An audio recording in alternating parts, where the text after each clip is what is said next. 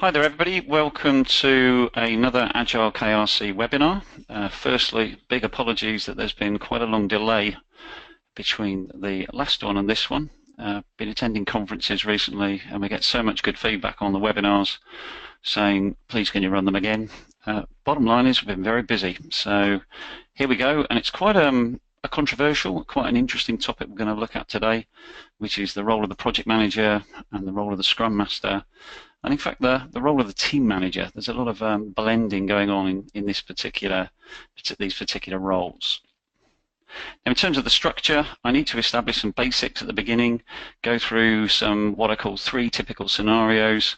We'll look at how this mapping works or doesn't work. It is quite tricky, and I'll sort of list a set of options for you so that you can see exactly how to play it in the real world.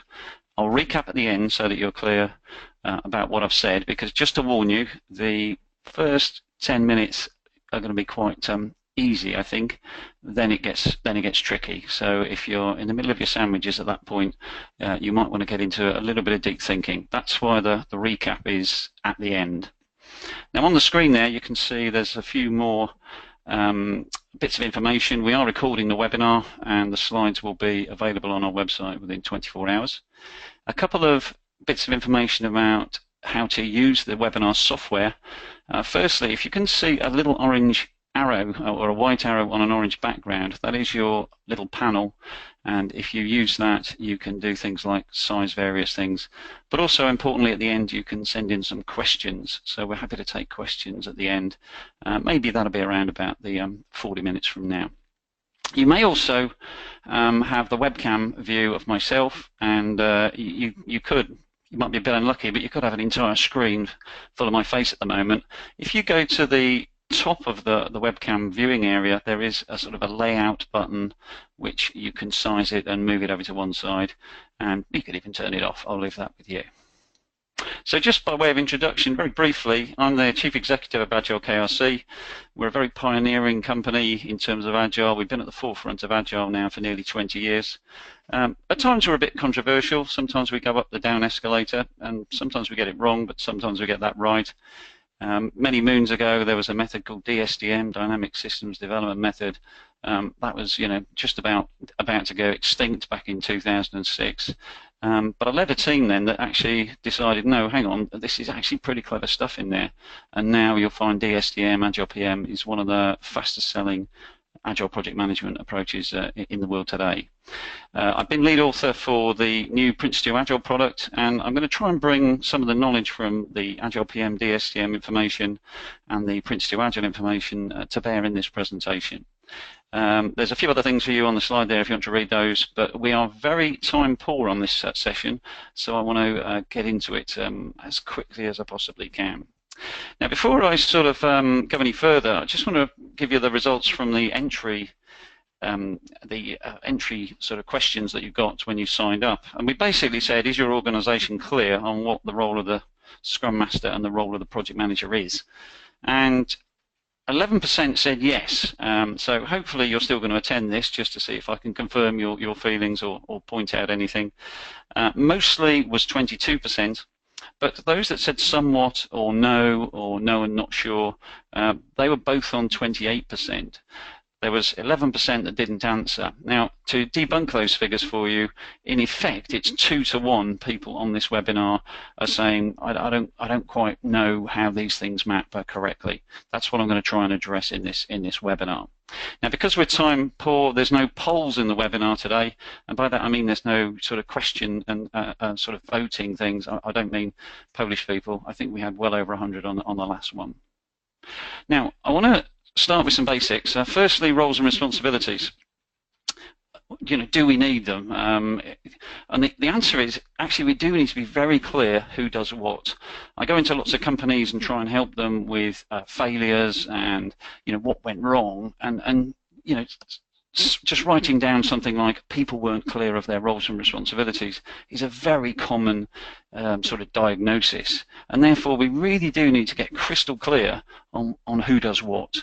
And it's very important you focus on the word role. It's not job description. I often use the example of football. If somebody joins a football club and they're a defender, but it happens to be in one game they're playing in midfield due to injuries, your role in that game is a midfielder, although your job description is actually a defender. Now, if you take something like American football, for example, everybody's got to be crystal clear about who does what, who's catching, who's blocking, who's throwing, and the same goes with your project work. And this is why this blurring sometimes and is sort of Scrum Mastery, project managery is not a good place to be. We've got to be crystal clear who does what, and I see the results of when we get this bit wrong. Now, one of the sort of pretexts, if you like, of the whole webinar is I'm inferring there's a problem, and it might be, as with the 11% who don't seem to have a problem, and that's fine. Do we have a problem? Why do this webinar? And I'm not just looking at a problem that isn't there, because I get this question a lot of times when I'm on a training course. If I'm training Scrum, I often get, where does the project manager fit in? If I'm training project management in an Agile context, where does the Scrum Master fit in? It's not obvious, and one of the reasons this is very understandable will become apparent later. That there's some very tricky areas which I'll lead you through towards the back end of the webinar. Now, I frequently see errors here, and we all do with really agreeing how we're going to play this, and it might be that some of you on the webinar don't like my sort of diagnosis or my advice, but irrespective of which way you choose, you do have to be crystal clear who does what. Scrum Master, Project Manager, Team Manager, Team Leader, we've really got to know who does what, because if we don't, we've got a problem. So before I get into the diagnosis, I do want to start with just backing up a little bit and getting two very simple basics in place. So I want to start right at the very beginning, which I think is quite a good place to start, in the sense that you've got to know what Scrum is before you go any further. There's a lot of variations of Scrum and flavors of Scrum, and ironically, once you go off the page with Scrum, you turn into something called Scrum But. It's Scrum But. And if you actually run Scrum in its very purest form, I think you find it really quite powerful. And therefore, when you're looking at these mappings, you need to work out, am I running a sort of flavor of Scrum, or is this Scrum? So I'll show you how that fits, but we do need to be crystal clear on what Scrum actually is. We also then need to be very clear on the context of what we're working in, the environment. I mean, in very simple terms, is this thing a project? Because if it isn't, you're going to do certain things, and if it is, you're going to do other certain things. Now, just very quickly, we haven't got any polls here, but we can still do the music quiz, which we always do in our webinars. So you can see Julie Andrews there.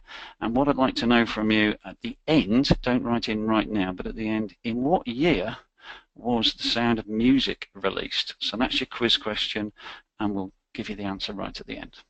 What relevance has it got? None.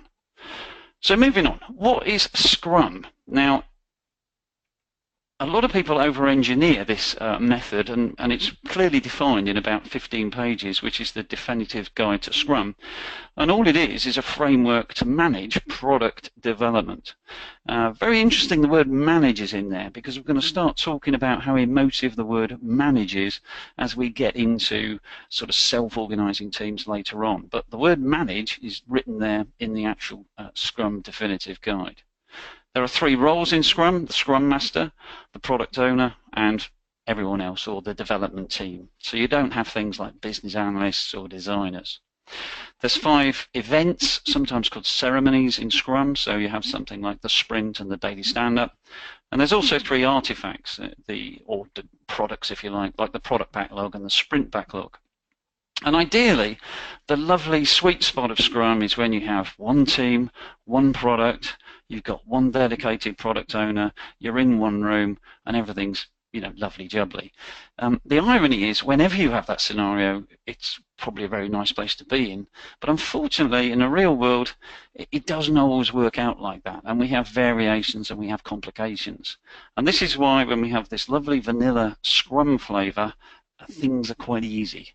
When we start to bring in idiosyncrasies, complications, or real-world limitations, the Scrum Master role becomes a little bit more tricky, and that's what we're going to look at. So before I go any further, I need to say what is actually not in Scrum, because some of these things may surprise you, I don't know. But first and foremost, you may hear terms like Sprint Zero, Discovery, Initiation. This is actually not in Scrum. It's things that people put on and put around Scrum to make it work. Also, the concept of Scrum of Scrums. Now, this is a very interesting area. I've been tracking Scrum of Scrums for a long time now. I think 5, 6, 7 years ago, I think you find that it was given a lot of credibility as a way of, if you like, managing complicated situations. But it's interesting how its sort of prominence has drifted away. If my memory serves me correctly, this has been removed from the definitive guide to Scrum. And I think, in honesty, I think it's because it doesn't work as a control mechanism. Now, I must stress the word control, because to use it for communication, I think it's fine. And a lot of my customers regularly do Scrum of Scrums, but it's not a control mechanism. This is where really your project manager needs to be, if you like, your point of contact when it comes to control. In Scrum, there's no project management role, there's no PMO role. Often I see project managers who've just come out of a Scrum training course with the slightly ill feeling that they no longer exist. And this is what I want to try and get to the bottom of as we go through the webinar. There's no business case in Scrum. You can't run a project with Scrum. And or just to be more accurate, you can't run it in isolation. You cannot run a project with Scrum. So you can use Scrum on a project, and this is where we need to then work out how the Scrum Master blends in, but you cannot, in isolation, use Scrum to manage and control a project, mainly because the mechanisms you need are just not there. This is not a fault of Scrum. As was said on the earlier slide, it's for evolving products. So be careful with Scrum, but any flavor or variation is you've automatically made it not Scrum. That's not to say you're in a bad place, but it's to say that it's not Scrum. So some of the regulars on the webinar will recognize this, but I do need to go through this. As I said, we need to start at the very beginning, and the first thing I wanted to do was make clear what Scrum is. I now need to make it clear the sort of context that you're going to be working in. So if you look at the diagram on the right, this is what I call a product environment, where you may have an existing product, the blue rectangle, and a backlog or a shopping list of features and bugs and ideas that need to go into the product. As you go through time, every 2 weeks, every 4 weeks, whatever, you evolve the product. Now, I refer to this as BAU, which stands for business as usual. It's routine, there's a lot of enhancements, it's pretty simple. This doesn't mean to say you can do it while you're asleep, but the one thing we don't want over here is a project manager. It's not complicated enough, okay? Now, on the left-hand side, I'm sort of drawing a picture now of maybe a project environment. Let's imagine we haven't got anything, or we're trying to rewrite a product from scratch. Well, what we need is some upfront work. So if we're using Prince 2, this would be SU, starting up a project, and IP, initiating a project. If it's DSCM, it's feasibility and foundations. And a lot of people, use PMI type concepts like initiation and planning, but we've got to do some upfront work.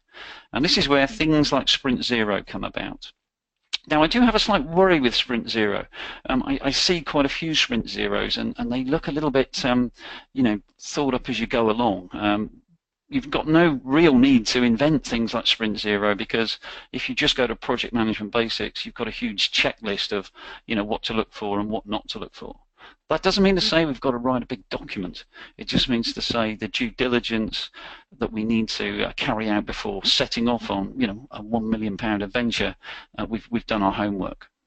So projects, and this is really important, these 4 words. If you're doing something complicated, it's unique or unique-ish, if you excuse the fact there's no such word, but they need to be managed.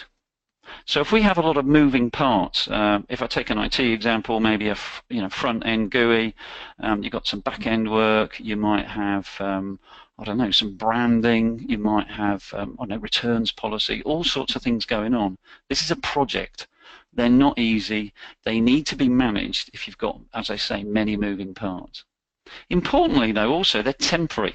They don't go on and on and on, like on the right-hand side, like product development might. Now, this is why we need a project manager. And very interestingly, if you've got a pure project manager, they don't actually do any technical work because their hands are filled full-time with trying to get the project done. Again, in a project sort of structure, we then need something called project governance. You may be familiar with terms like project board, steering committee. These are the people who sit across the top of a project and making sure that their $1 million investment is getting looked after.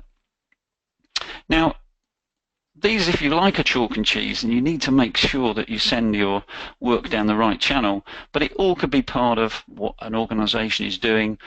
There's a lot of BAU work, there's a lot of project work, and at a sort of strategic or program level, you're managing lots of these different things. But at the bottom line, at the bottom level, at the coalface, if you like, you're either running a project or you're running something that's BAU. And therefore, how we apply the Scrum Master role and the project management role varies on these contexts. Right, let's start to get into, oh, there's a green arrow there.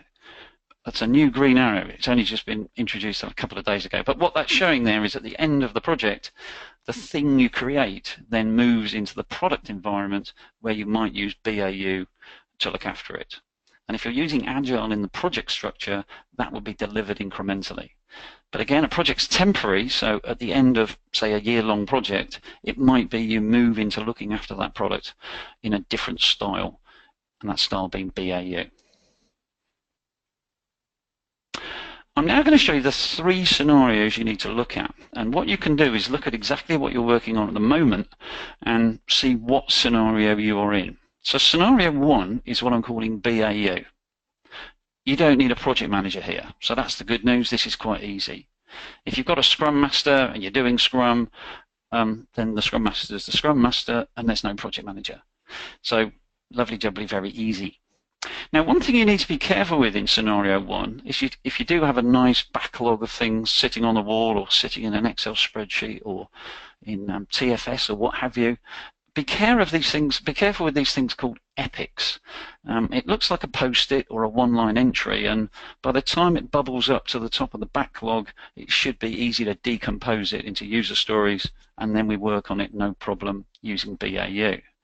But what I find is some of these epics you can't break them down. They're very juicy pieces of work, perhaps 8 weeks worth of work, perhaps even 3 months. And I see people in the BAU environment, taking on these epics and making a real hash of it, to be honest. And the reason is they're not treating it in the correct way. If you've got a monster epic with a lot of dependencies and such like, it's a project, and you need to handle it as a project. Now, don't get me wrong, if you can break down this big thing into nice, distinct user stories that stand alone, they're decoupled, yeah, fine. Scenario 1, no problem. But scenario 1 is BAU, Scrum Master, Project Manager, very, very simple. Now, scenario 2, and there's a third one coming in a moment, scenario 2, ironically, is the hardest when we talk about who's the Scrum Master, who's the Project Manager. So with a single team project, so what we're talking about with this scenario here is we have a project, so therefore we have some sort of sponsorship, business case, strategic alignment and such like. Then we need it to be managed. We need a project manager. But where does the project manager go? Because on scenario 2, when we have a single team project, what we actually have, if we're not careful, and we need to avoid this, is what's called a one-to-one relationship. So the sponsor, if you like, has a one-to-one relationship with a project manager, but if it's one team, then the project manager is going to have a one-to-one relationship with the person leading that team, be it a more conventional team manager, or be it a Scrum Master. Now, this one-to-one is actually just a redundant layer of, it's just going to cause you communication overhead, and it's not a cool move. So what you actually need to do is drop the PM down into the team. In effect, the PM will be managing the team.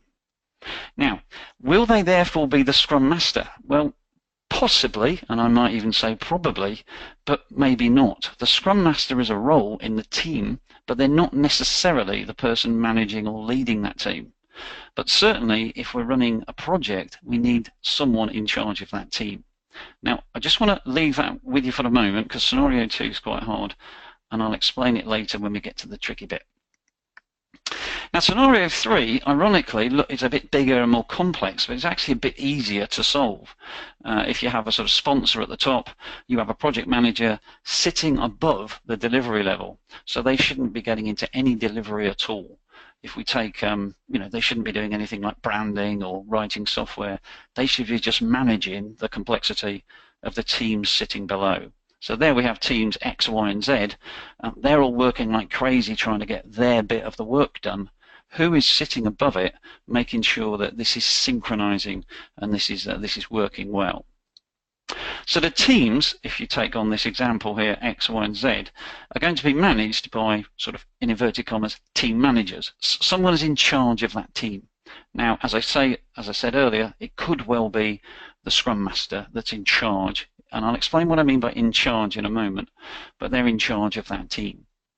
But it doesn't have to be the Scrum Master. It could be the product owner, or it could be, I don't know, a lead designer or a lead developer. But what we want in a project context is a single point of contact in those teams. So I've just done scenarios 1, 2, and 3, and now it starts to get a little bit tricky. So if you want to put your sandwich down for a bit, when I get through these 2 slides, I'm not suggesting things will be clearer, but you might understand the root of some of the problems that we've got here. So, in theory, and this is Scrum theory and a lot of the Agile thinking, if you like, is that Scrum teams don't actually need to be managed. They are self-managing. They manage their own work, and all they need is a coach. And then this is something that a lot of people sort of promote this concept, but in a project context, this is a bit tricky, because if I'm a project manager and I've got 3 teams working for me, I need some sort of contact point in these teams. I need a single point of contact. I do not want to be hit by a wall of 7 people saying, how are things going? I need the single point of contact, okay? Now, another word for single point of contact would be SPOC, or SPOC. Now, as I say, it's starting to get tricky now. Self-managing, sort of coaching, and not. Some people even dislike the word managing. If you have a manager in the team, it means the team needs to be managed, which some people in the Agile community see as a very negative message to put across. I don't agree with that message, because I think people need to be managed because they're getting on with their work, but I don't see that as a negative sort of controlling sort of concept. I kind of see it as common sense. Now, bearing in mind the situation we've got here, what do? Well, first thing we do is tread very carefully, because actually the situation is going to get even worse. And the reason for a lot of the problems is that because project management basics, if you like, wanting some sort of SPOC and something therefore that we can stay in control, teams can be managed, is not something, as I say, the Agile community is quite au fait with. And don't get me wrong, I'd say vast swathes of the Agile community are fine with this. It's just some of the more passionate about Agile, and I don't want to say anything, words like agilista or the sort of extreme end of Agile. Now, if you're the extreme end, it doesn't mean to say you're wrong, but it just means to say that this view is held by quite a few, and the idea of, as I say, we don't need to be managed, thank you very much, is something that doesn't sit with this project context. Now, I believe the tension lies in 2 areas. One is called servant leadership, and the other is called self-organization. So I'm going to take you through those 2 now and show you where caution is needed, and then, if you like, give you the options at the end as to how you then do these mappings. Because the important thing about some things I can give you guidance on is they are basically rules. You should just do this. So, for example, having one sponsor on a project, having one project manager on a project, to me that's just best practice and that's rules. But who should be the Scrum Master on a project, or who should be your point of contact in a Scrum team? I can only really give guidance. You have to be a bit delicate and a bit careful in terms of how you go about this. So firstly, I just want to give you my take, and this is a personal opinion, so it's not a fact, it's just my view, and it's my view based on what I've actually seen. But my view on servant leadership is, a lot of it is brilliant, and I would go 80% of the way there. The idea of being collaborative, lead by example, trusting and empowering, it's just the way to go in the Agile community. But I can't get all the way there to this very sort of passive role on servant leadership, which is sort of written and promoted by many. I'll come back to that in a moment. In terms of self-organisation, I'm 100% in favour of it. I've got no doubts about that at all. Let the team work out how they're going to get the work done. But one thing I just want to flag up here is there's something, if you like, called self-direction, and I'm 0% in favour of that. As I say, I'll explain why this is sort of more akin to anarchy. If a team wants to organise itself, that's great, but I kind of don't want them going off piste, if you like. Now, there's some pictures there of some very famous people, and this is the sort of the people that I sort of associate with servant leadership. People who set an example, and then created and affected the lives of millions of people by, if you like, as I say, setting an example. But if you're in a sort of 3-month project with a small team, how far can you go with that? At the end of the day, your team needs to deliver something. How far can we go with servant leadership? And I think maybe 80%. Now, I'm going to show you over the next 2 slides what my thinking is based on, and at the end we can sort of take some questions, and I'm quite happy to be sort of heckled or whatever on this one. I'm really happy to debate this one through, because I know some people are so passionate about servant leadership. It's been a fundamental to getting Agile to work. But let's go a bit further into the sort of project context, and I'll explain some of my reasoning. So I think I want to start by saying I'm a great fan of servant leadership, and I think most of it is brilliant. I just want to give some sort of words of caution, because in presentations I see at conferences, I get this sort of overriding feeling of we're all equal. That in fact I often get the impression the coach is the sort of at the back of the food chain. They're very much sort of subservient or very much servant, and I hear a lot about this servant role. I don't hear much in sort of equal measure about leadership. So when I hear servant leadership and I see a presentation, there's a lot about serving. I think it should be an equal balance, because I think there should be a lot about leadership. And some of leadership involves management. In fact, some of management involves leadership. So I don't think I get a particularly balanced view on servant leadership from some people.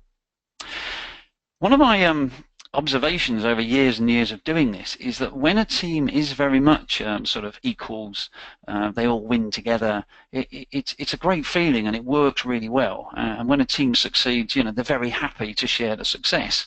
But they don't seem to act in the same way when there's actually some sort of failure. They don't all chip up and go, no, yeah, I played a good 20% in a complete mess up, and someone goes, no, it was me. I was much more to do with the mess up. It wasn't you. They don't really seem to want to sort of collectively, if you like, share in failure. Now, that's not to say they move into a blame culture, but there's certainly a feeling of, hang on a minute, I've got a job here, and I don't think that was actually my fault. And therefore, what I'm trying to say is this idea of the team way of working. It's great when you're winning. What happens when actually the team's not doing very well? Do we all sort of muck in together and act as one? And I don't see it. I see high-performing teams do this, but I see them in pretty rare supply.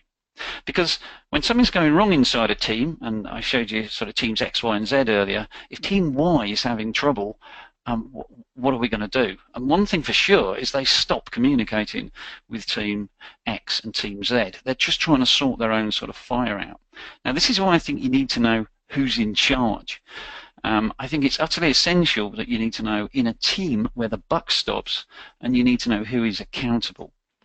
Now, this is really important, because that word accountable, I think, is at the heart of getting your role mappings correct. But the word accountable does not mean blamable. It just means, who is my point of contact? Who do I go to? If I go to someone and say, look, guys, how are you getting on? Is this going to be done by Friday? Because I've got some dependencies I'm trying to manage at my level. So going to one person, going to a single point of contact, I think is a very good structure. How the team sorts that, I don't really mind, as long as I don't get some sort of, we're all equals, and I need to know who's accountable. Now, a couple of theories here. One is, and those that really go into some very powerful discussions about servant leadership, and we don't want to manage people, and we don't want people in charge and control, and a lot of negativity around these words. I often raise the questions, why is there not any high-performing sports teams that are running this model? If you look at great sports teams, I don't know, like the All Blacks, for example, there's just someone in charge. There's a captain, there's a manager. Ironically, they're often called a coach, but when they get beat or when they lose, if you look at someone like Jose Mourinho, the Manchester United manager, when he wins, it's great. When he loses, you're fired. Now, I just want to end this sort of words of caution, and again, I'm totally into facilitative leadership, collaborative leadership. I'm in from leading from the front and setting the example. I just kind of think, so who's in charge here?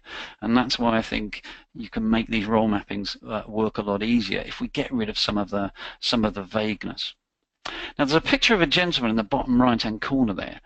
He's not particularly famous, although I do believe he spoke at the London Paralympics. And this guy's called Rory McKenzie. I went to the Agile Business Conference about a month or so ago, and I went to his presentation, and a team, I think there was a team of 6 of them, I think 4 were amputees and 2 were sort of able-bodied, and they rowed across the Atlantic, and his story was phenomenal. You couldn't believe so many things could go wrong on a boat trip, and I don't really want to say too much about it, other than if you get a chance to see this person talk, it is fantastic. It's really enjoyable. He's a great speaker, and the thing that was most interesting, and the reason why I'm mentioning him in this webinar, is I talked to him at the end, and I mentioned things like servant leadership and team collaborative decision making, and he basically said that I said, what happens if you've got a big problem? You're 2,000 miles out in the Atlantic, you've got a huge problem, and you're all discussing it and arguing. How do you solve it? And he says, well, what we did was we get everyone out on deck, because bear in mind that sort of 3 are sleeping, or someone's sleeping all the time. Wake everybody up, get everyone on deck. We discuss it, we talk about it, and then the captain in charge makes the decision. And I said, well, what if he makes a decision you don't like? And he said, we shouldn't be in the boat. And I thought it was really powerful, and I thought, discuss, debate, and hopefully the person in charge there was very facilitative and was thinking about things, but the buck stopped with that person, and he had to make a decision. He made the decision. I don't want to tell you too much about it in case you get a chance to see this, but he just made a decision, and everyone immediately, I was going to say rode in behind it. I don't wish to do too silly a pun there, but everyone stood by that decision. Now, is that command and control? Is that control? Or is that actually pragmatism and common sense? So servant leadership, just go careful. I think, and I'd like to give a name check to one guy. There's a guy called Jeff Watts, and I've talked to him, and he helped with Prince 2 Agile. And out of all the people I've ever heard talk about servant leadership, he's the one that I could listen to, and I could listen to quite happily. He seems to pitch the right balance. A lot of other things I hear about this, it's all about, please delete the word manage. We don't want to be managed. We don't need to be managed. Right, let's have a look at the other area then, which was self-organization. And I said 100% yes, and I stand by that. You do need to let the team self-organize. This is why if you have a Scrum Master who's very good at coaching and facilitating, it means the team come up with a plan and the team buy into the plan. So let the team work out how to get from A to B, but as a project manager sitting above the teams, they've got to end up at B. It's no point them ending up at C, and that's what I basically call anarchy. So trust and empowerment are essential. Transparency, integrity, trust, all of those sort of slightly pink and fluffy words, but are very important, because if a team picks up the ball and runs with it, they'll buy into it. You do not want a project manager or even a team manager saying, by the way, team, here's the plan. That's very much, if you like, command and control. Agile, at the heart of Agile, is one of the key words is collaboration. Therefore, if you collaboratively build those plans, that's fantastic. but we do need to end up at B. Like I said earlier, though, self-direction, which is where a team decides, hey, let's do this because we're empowered, and I can't tell you how many times I've seen people do things in the name of empowerment. Well, trust us, we're empowered. Yeah, but you're actually flying into a cliff. This is actually quite common, and this is why I'm saying self-organization, yes, self-direction, no. To me, self-direction is basically anarchy. And just a thought here, a lot of Agile, and I have to say Scrum is particularly into this, I believe, it's something called self-managing. Now, what is self-managing? I can guess what it is, and yes, it's very attractive, but that we all just manage the plan, we manage what we do, we all manage it ourselves. But the problem with that is we're all doing something. So if I use a software example, somebody might be writing software, somebody might be sort of testing software. They're doing a technical job. While they're doing that, they are managing nothing. They are getting on with their work. Now, maybe in the mornings or, sprint planning or daily stand-ups, we can start to do some management stuff. But I find it's much better if someone is responsible for pulling all the things together, like a manager. Now, whether you want to call that person a coach, team facilitator, to me that's labeling, but I just need to know who is pulling all these things together. If you have a team level risk, who's managing the risk? Because the trouble with, say, a team of 5 and we're all getting on with our work, we might be getting wrapped up in that work, and who's looking after the bigger picture? I often crack a joke, and I'm sure some of you on the webinar have been inflicted with it from myself, but I always use the example of how you can tell a real project manager is really a project manager. And the answer is they're not doing any real work. And the point I'm trying to make there is that project management is a job in its own right. If everything else is kicking off, you're writing a marketing campaign, writing software, that's technical work at the delivery level. Who's managing it? Who's pulling it all together? And again, it depends whether you see this word managing as a negative word. I don't. I don't believe things manage themselves. Maybe they could in that BAU scenario 1. Maybe a mature team, been together several years, they know the product inside out. Maybe a team could self-manage, and I have seen that. But when you get complexity in a project context, you're talking 3 months, 6 months, new teams coming together, new people, dependencies. Somebody somewhere needs to be managing the stuff. Right, so let's go now to some options, and what I'll do, take some questions in a few minutes' time if you want to have a go at typing anything into the question box. But to me, this mapping, you've got 3 options. It's a little bit heavy, this bit, but if, as I say, it's all written down so you can refer to it.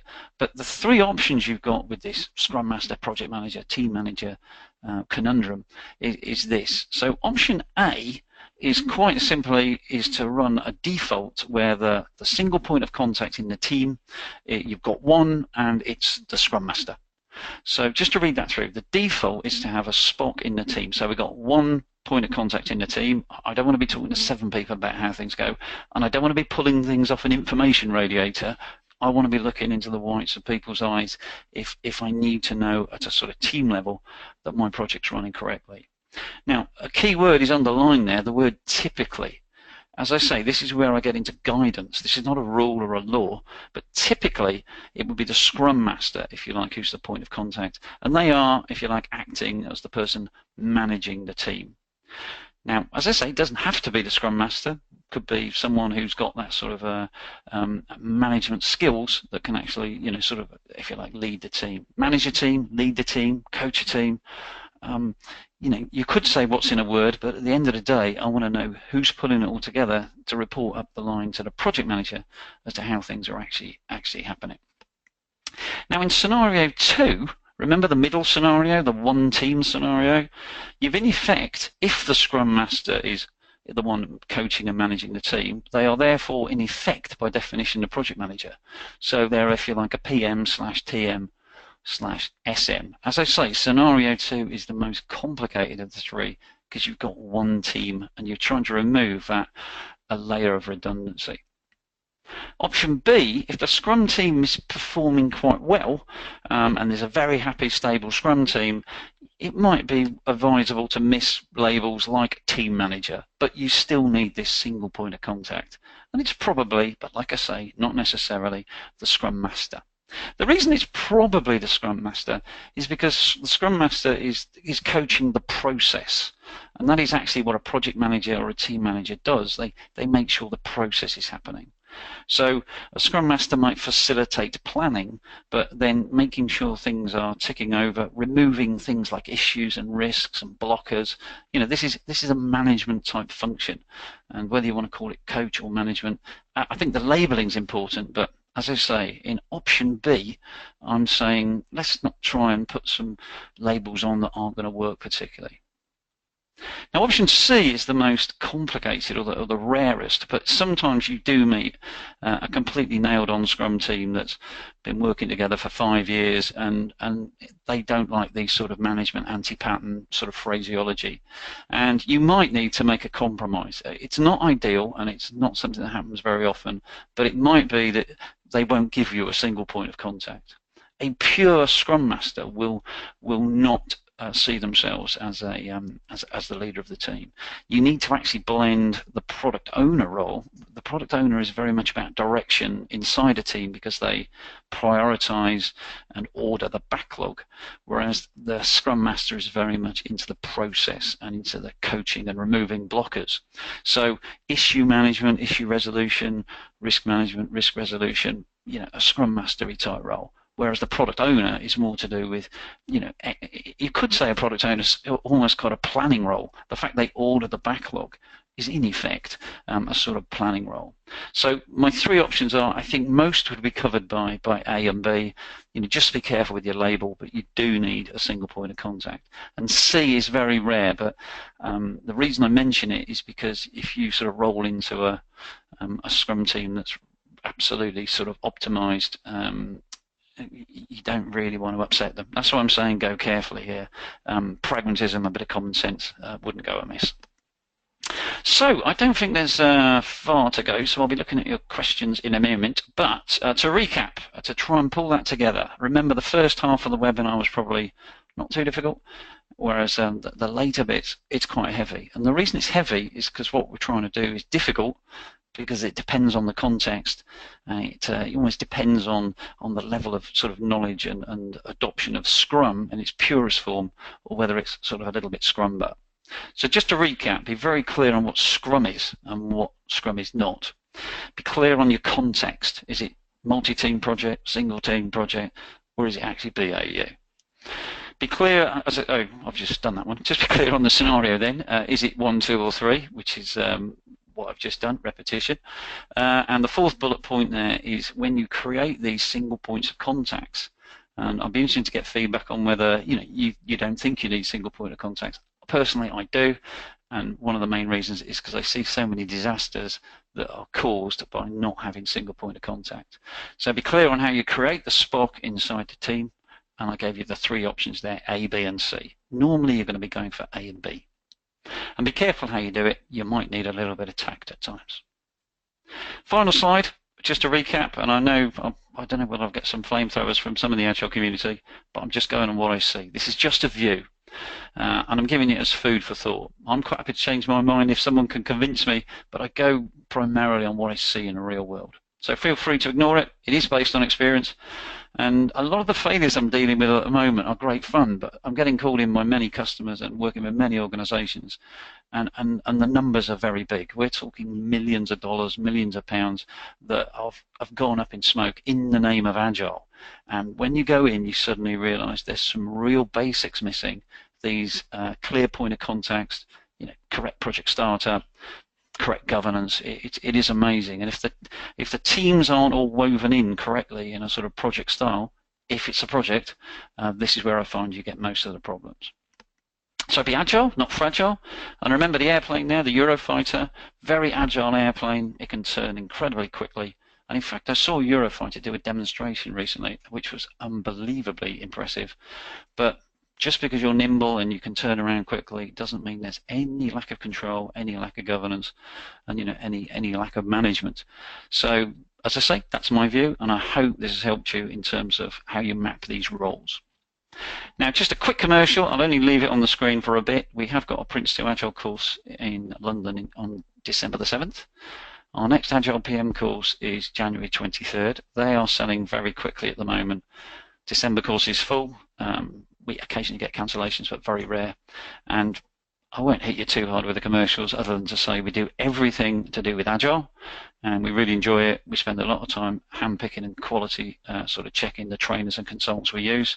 And there's a lot of free resources down the bottom there. Feel free to dip into that as much as you like. A lot of videos on YouTube, and I do some blogging, and there's some free resources on our website as well. So get your questions into the question box, and I'm now going to have a look and see. I'll leave that up for a bit and then just look at some of these questions. Okay. And the first thing I need to do is get the questions so I can actually see them.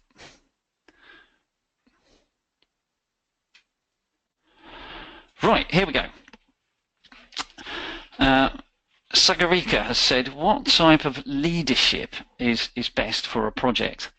And I think leadership is essential for a project, and I think this is where, having said I've got some reservations on servant leadership, this is where I think where I think a lot of it is right in terms of lead by example, use the carrot and not a stick, empathize with the people in the team, be true to yourself. I often see a lot of training of leadership people, and it's almost like sometimes trying to train them to behave in a way that's not natural for them.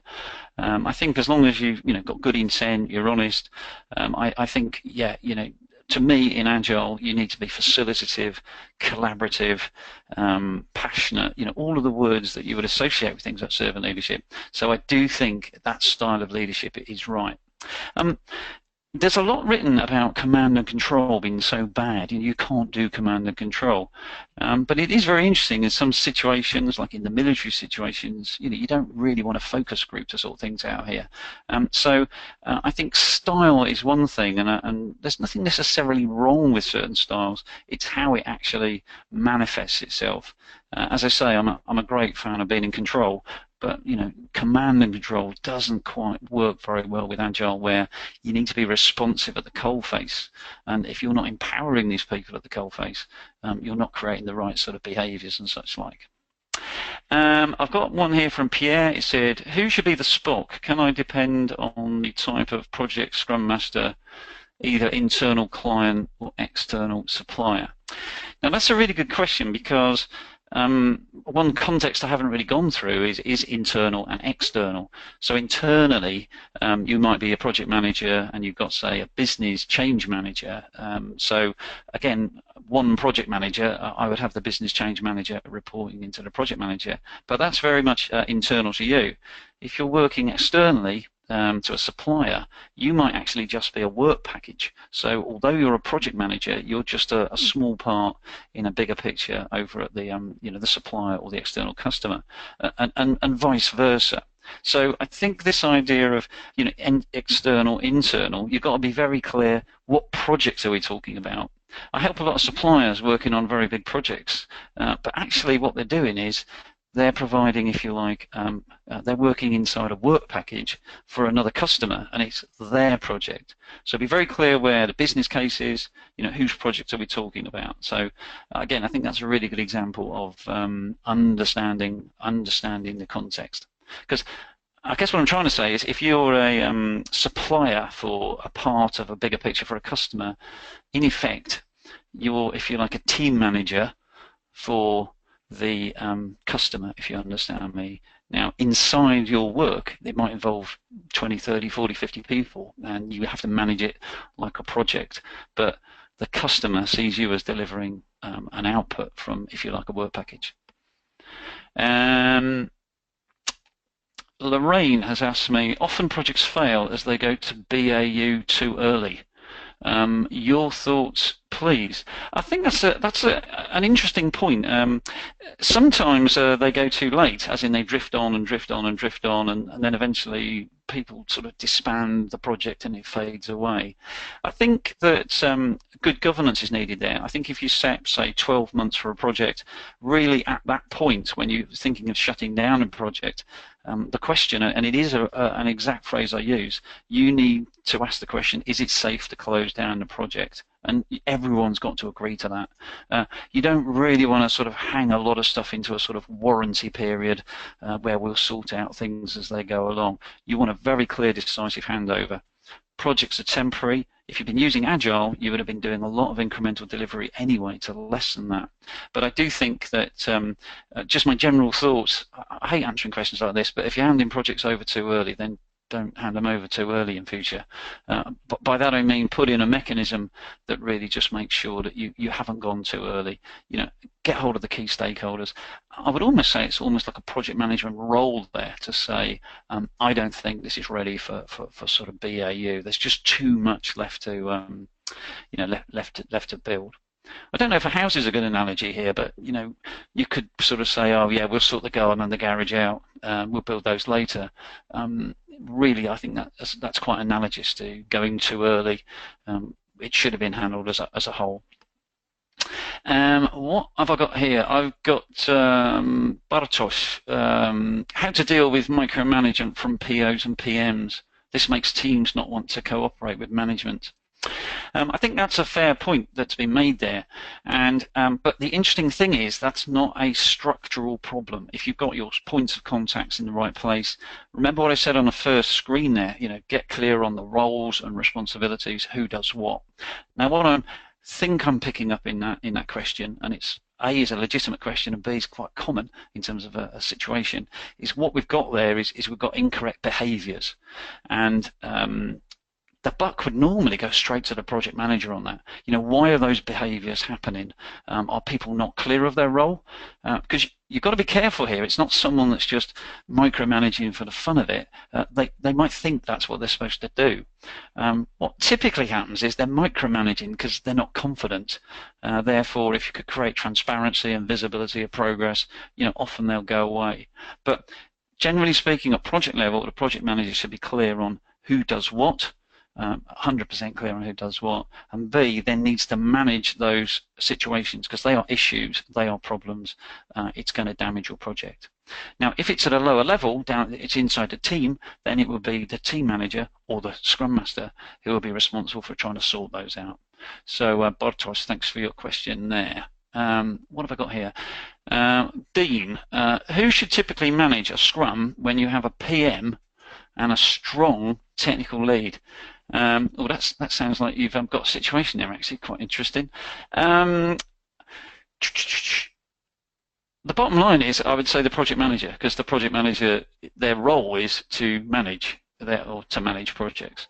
The technical lead, they're a technician. Their job is to create high-level designs or write software or write I don't know, branding messages. So in terms of just on face value of the role, who should be in the management role is the project manager. Now, whether you could combine those or blend those, or the technical lead is strong enough that you think they might be able to lead the team, but you certainly don't want two people in that team managing and leading. Hopefully, I've answered that question. Ping us something back if that's not the case. Question from Mark: should the PO, the product owner, sit within the team? Now, the short answer is yes, but by that I mean the delivery team. So if we take scenario 3, where there were 3 teams at the bottom, you need the PO, the product owner, in each of those teams. Now, it could be one product owner to each team. You never know, a product owner could maybe serve 2 teams. Now, on the BAU scenario 1, this is very easy. You've got one product owner, they are the product owner. The problem with the project scenarios, which is scenario 2 and particularly scenario 3, is we have a detailed view of the business and we have of the customer problem, but we also have a sort of bigger picture view of the project. what I'm calling sponsor or steering sort of level. So my advice with the product owner, as per the Scrum role, is keep your product owners down in the delivery teams. But if it's a project, you need a sort of kind of product owner that's a big one operating at the higher level. Now I hear these called various things like Uber product owner, super product owner, even product manager, but someone who's got the bigger view. Perhaps they've got the product roadmap, not necessarily, but they might have. So be very careful. The thing I like about that question is that the question's easy to answer if it's just the Scrum model in BAU, because the product owner is something in Scrum. When you move it across to a project context, it starts to get a lot harder. That's where these mappings are not so obvious. But as I say, my advice is keep every product owner down in the teams and the delivery teams, so X, Y, and Z on that earlier diagram. But we kind of need someone at that sponsorship steering level that's got the bigger view. Now, maybe think of a nice name for them, but yeah, off we go. Okay. I've got a question here from Olusola, and the question is, what is the difference between a BA and a product owner?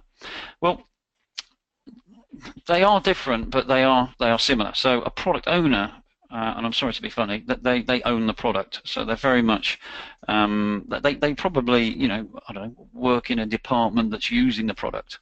Whereas a BA is a technical person. It's a skill, someone who can understand requirements, for example, from a product owner, and disseminate those or write them up, so that a software developer, for example, could actually understand them. So a BA is a technical role. You could see it as an intermediary between the, between, say, the customer and business and the supplier, the technical side. I know people don't quite like the word intermediary, but they are an interface, if you like. They can add a tremendous amount to any project, because one of the things in Agile, one of the assumptions, unwritten assumptions sometimes, is that this product owner just happens to know, everything about the business and is able to write fantastic requirements. Well, that's quite tricky. I think in my life, in terms of writing brilliant requirements, canvassing the views of the business, having a day job, I think you could count them. Certainly, I certainly wouldn't use many more fingers than on one hand. They're very rare. This is why sometimes a great combination between a product owner and a business analyst is quite good. Sometimes the product owner is actually the BA. That's when it's sometimes called a surrogate or proxy business owner. Right, Marcus, I think this might be the final question. We will write up some later on. And I've just said Marcus and I lost it. Right there. Why have I lost it? Here we go. Is not the Scrum Daily Stand-Up the platform to ensure Scrum teams do not direct or steer themselves, i.e. the attending PM gently reminds or reinforces role boundary? Good question, Marcus, because sometimes the PM going to a stand-up is not a good idea. It's almost seen as snooping. Another time, you'll have a very open collaborative teams who want the project manager to come in just so they can show you transparency and just see where it's going. The trouble is you have an issue if you've got, say, 4 teams on a project. The project manager might then lose 40 minutes time in a day attending other meetings. It might be better, this is where the single point of contacts come in, it might be better that the project manager has one meeting with the single point of contacts, and sort of so he or she can get some sort of status. You could use a Scrum of Scrums format for that, if you like, for communication, but if I'm the PM, I want to know, how we're getting on and such like. I do. The one thing I like about your question, though, is you're aware of the words like steer, gently reminds. Again, this goes back to what I'm saying earlier. The buck stops with the project manager, and therefore, they've got to be confident. Things are happening. Oh, right, that's a typo on a slide. Thank you very much, Janet. I thought that was a question. Have I got time for one more? I think, actually, no. I think I'm going to say that's done. I've really enjoyed this session. It's a bit controversial, so I know some people might be spitting feathers. Other people might be saying, this just makes common sense, or this makes sense, and it's been very productive for them. But please let us know. Please stay in touch with us on these webinars. We're very keen to help. That they're free. Feel free to distribute the links and tell people about these webinars. This one's going to be recorded, so we'll be sending those out within 24 hours, and the slides will be up on the website within 24 hours too. One remaining question then was Julie Andrews, when was The Sound of Music? And the answer was 1965. So if you got that right, type something in the question box just so I can give you a name check when we do the write-up. It's now just about 1 hour's up, so hopefully you'll enjoy the rest of your day wherever you are in the world. I know that this is going out to places all over the globe. I think the last one we had was watched by 12,500, so that's great news for us. Spread the word. Good luck with your Agile, and remember, be agile, not fragile. I'm Keith Richards saying bye for now.